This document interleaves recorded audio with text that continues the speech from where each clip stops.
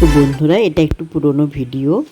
তখন কিন্তু প্রচণ্ড গরম পড়েছিল, তাই ভিডিওতে তোমরা শুনতে পাবে আমি বলছি গরম পড়েছে। আর দেখো, এখানে আমি কিছু সাদা নোটে আর লাল নোটে নিয়ে বসে গেছি। এটা আমি এখন কাটবো। আর এখানে আলু, বেগুন আর পুঁই ডাঁটা আছে, এটা আমার মেয়ে কেটে দিয়েছে। এই সবজিগুলো পুরো পুরো নষ্ট হচ্ছিলো, তাই আমি এরকম একটা রেসিপি বানিয়ে নিলাম। তো তোমরা আমার সঙ্গে থাকো, দিলে বুঝতে পারবে কী রেসিপি বানালাম। তো সঙ্গে থাকো, দেখতে থাকো। Hi friends, welcome to my channel Dipali's eating show in creativity. তোমরা সবাই কেমন আছো? নিশ্চয়ই খুব খুব ভালো আছো।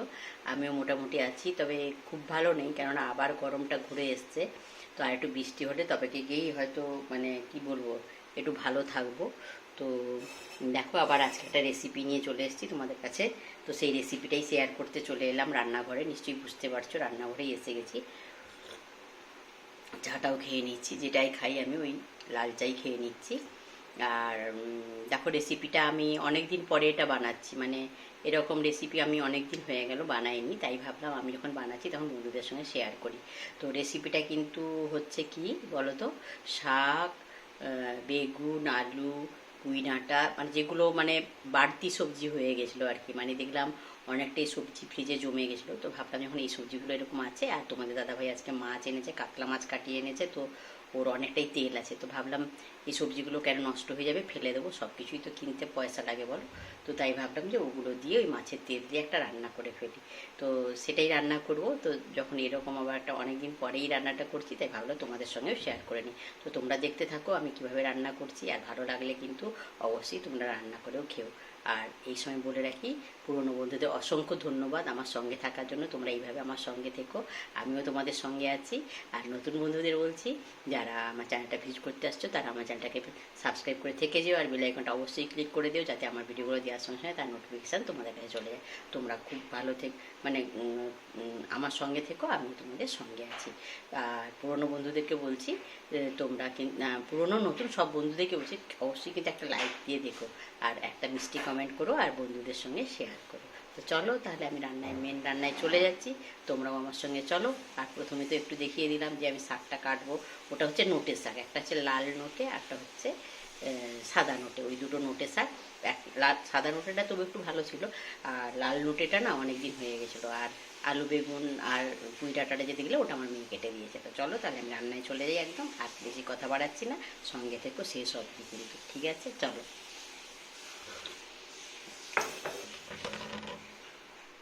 দেখো বন্ধুরা, কড়াই বসিয়ে দিয়েছি, এবারে দিয়ে দেবো সর্ষের তেল,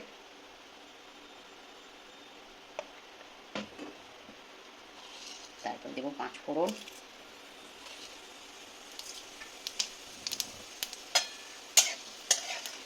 ফোড়নটাকে ভাজবো।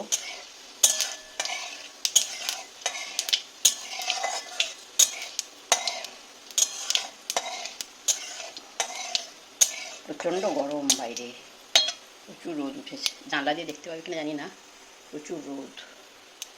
5 ফোড়নটা ভাজা হয়ে গেছে, এবারে দিয়ে দেবো পেঁয়াজ আর লঙ্কা।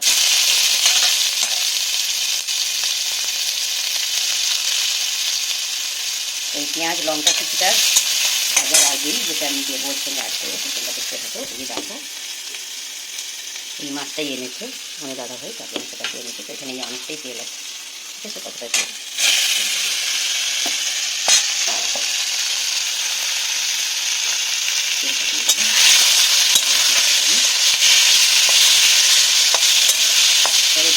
পেঁয়াজের সঙ্গে আমি তেলটা দিলাম বলো তো, যাতে পেঁয়াজটা ভাজা হতে হতে তেলটাও ভাজা হয়ে যায়।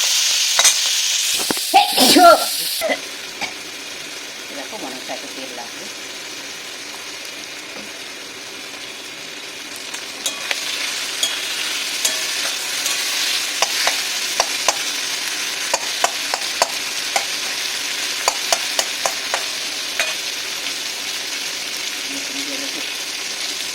এই সময় একটু দিয়ে দিলাম হলুদ, দিয়ে দিলাম, আর দেবো নুন।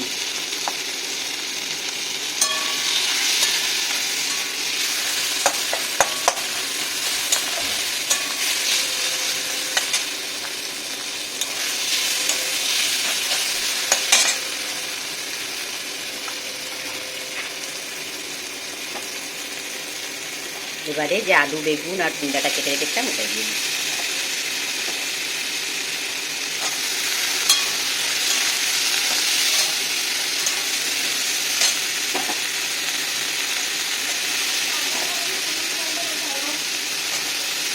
জানি না তো বাবাটা সেখানেই থাকবে।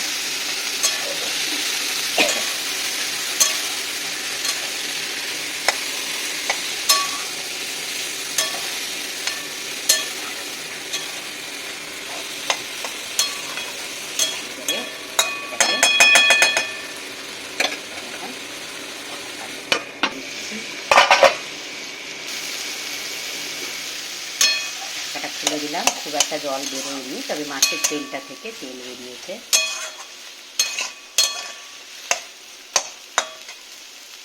এই সময় আমি একটু জিরে দিই,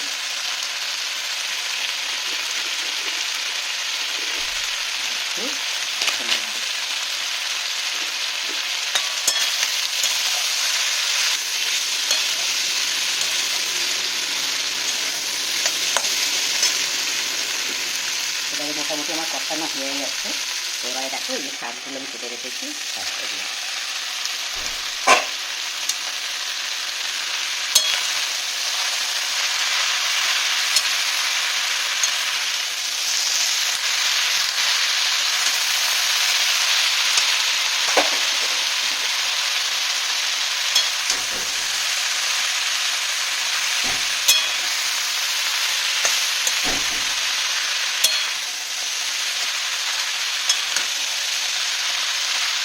আমার মনে হচ্ছে একটু নুন লাগবে, আমি এটা আমি নুন অ্যাড করলাম।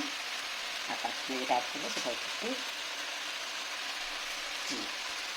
ব্যাস হয়ে গেল। এবার এটাকে আমি ঢাকা চাপা দিয়ে দেবো।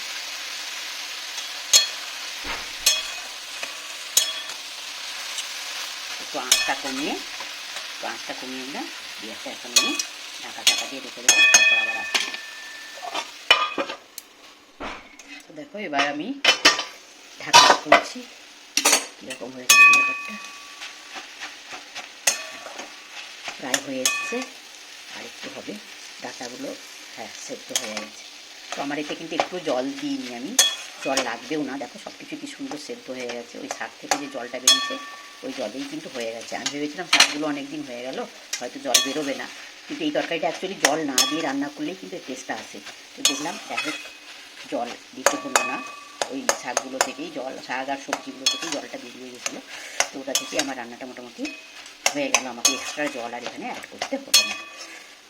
তো দেখো এই যে সবই কেমন সেদ্ধ হয়ে গেছে, এই দেখো সেদ্ধ হয়ে গেছে, ডাটাটাও দেখো ওই সেদ্ধ হয়ে, বেগুন তো অনেক আগেই সেদ্ধ হয়ে গেছে।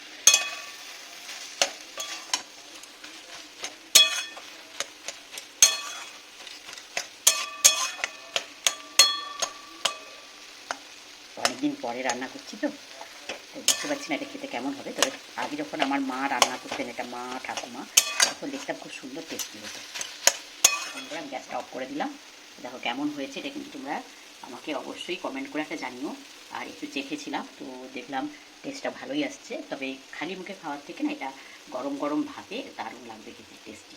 তো এখন আমি কিছুটা আমার মেয়েকে আর তোমার দাদাভাইকে বাটিতে করে দিয়ে দেবো, ওরা এখন খাবে, আর বাকিটা ভাতের সঙ্গে খাওয়া হবে।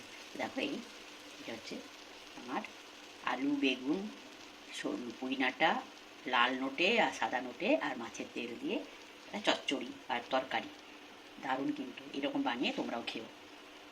তো বন্ধুরা দেখলে আমি নোটে শাক আর আলু বেগুন আর ডাঁটা দিয়ে আর মাছের তেল দিয়ে তরকারিটা করলাম। তরকারিটা খেতে কিন্তু খুবই ভালো হয়েছে, সুস্বাদু হয়েছে, তোমাদের দাদাভাই আর মেয়ে খেয়ে বললো।